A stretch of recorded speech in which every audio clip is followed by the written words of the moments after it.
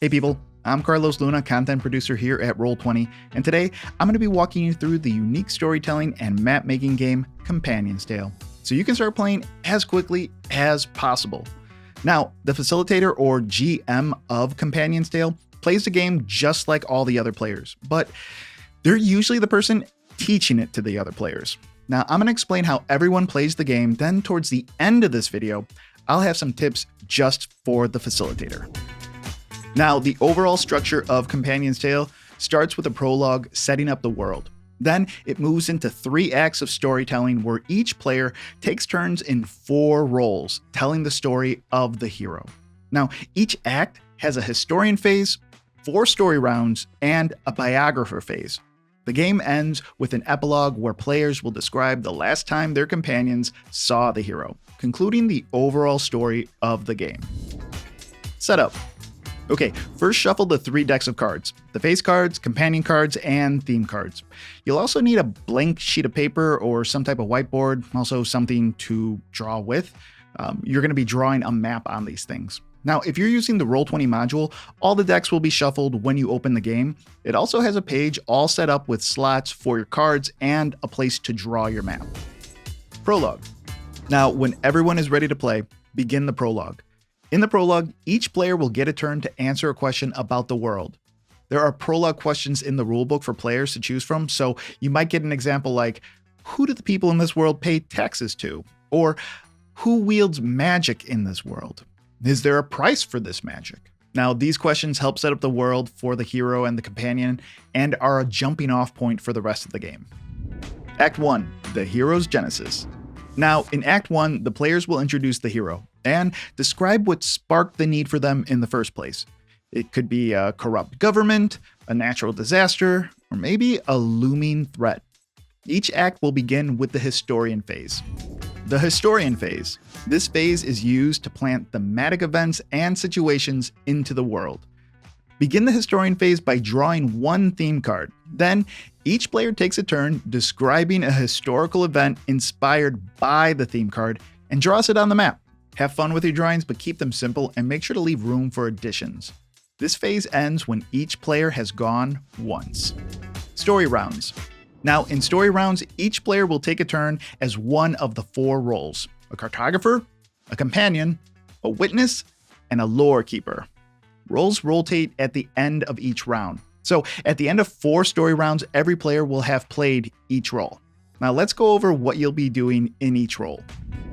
Cartographer. Now, the cartographer goes first in each round. They add, edit, and manufacture the truth of the map. Now, when you're the cartographer, look over the map and point out a recent event that happened. Make any adjustments to the map that you think are necessary. As the cartographer, you can add to the map throughout the round, even while other players are taking their turns. You'll be adding new details the other players are giving to the world. The companion. Okay, next is the companion. You'll tell the tale of the hero through the eyes of one of their companions. Start by drawing 2 theme cards, pick one, and discard the other. Now, draw 4 companion cards and choose only one. Lay the rest next to the deck. This companion card will be your archetype. Then draw a face card. This card represents how your world sees your companion. Using all 3 of these cards, tell a story about the companion and how they interact with the hero. Remember to tell your story from a first-person perspective. You are the companion of the hero. What did you see? How did you feel? What did you do? Where did you go? To end your turn, lay out 1 more companion card so there are 4 next to the deck, and hold on to the 3 cards you use for inspiration. The witness. Now, as the witness, you'll give an update on existing events from a bystander's view. Maybe you're a blacksmith in a town that's being raided by bandits, or the steward of the king who is dying. Choose a part of the map that the hero and companions are not at and describe what's happening there. Maybe use an event from earlier in the game as inspiration. Just keep in mind that the witness is not the center of the action. The role is to fill out the world and make it feel lived in. The Lorekeeper. The Lorekeeper's job is to create and describe the culture and society of the world. On your turn, describe a piece of lore that informs everyone about some of the culture of the realm. Some examples might be a song, a poem, or even a myth. Have fun with this and really give the world some color. Now, after the Lorekeeper takes their turn, rotate roles.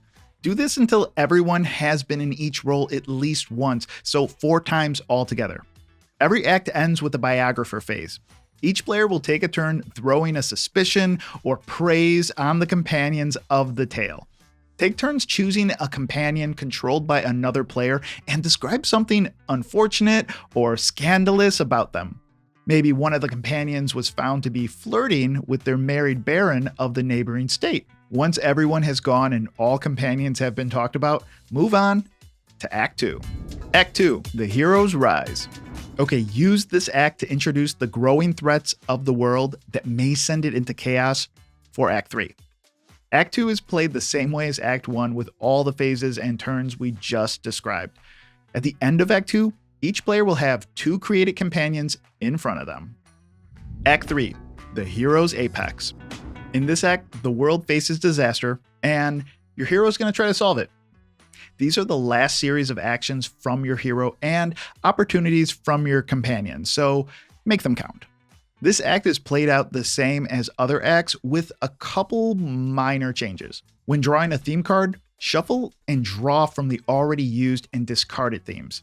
And during the companion round, don't draw a new companion. Use one of the 2 you already created in Act 1 and 2. Epilogue. The epilogue gives the players a chance to say goodbye to the companions and their tale. Each player takes a turn choosing one of their companions, describes the last time they parted ways from the hero, and they mark it on the map. Players may tell an epilogue for one or both of their companions. After the epilogue, the tale is done. There may be unfinished storylines and cliffhangers, but that's okay. Not every story has a nice, neat bow tied on it. Facilitators. I'm going to be giving you some tips on running the table, but before I do, if you're liking this video and you want to see more videos like it, please hit that like button below and subscribe. It really helps me out. Okay, like I said earlier, the Facilitator of Companion's Tale plays the game just like any other player, but they're usually the person teaching it to other people at the table. In addition to playing, you may need to remind players of the rules and help keep things running smoothly. Here's some tips that might help you out. Avoid consensus. Companion's Tale focuses on seeing the world through different perspectives. Not every story will match with the others, and that's okay. Instead of disagreeing as players, have them use their turn to tell their own tale of events through the character's eyes. Less is more. Try to keep stories brief. Focus on small details in the world rather than trying to weave everything all together. Remember the hero. Now, specifically in the companions round, be sure to mention the hero and what they are up to. Remember, the hero, the hero, the hero.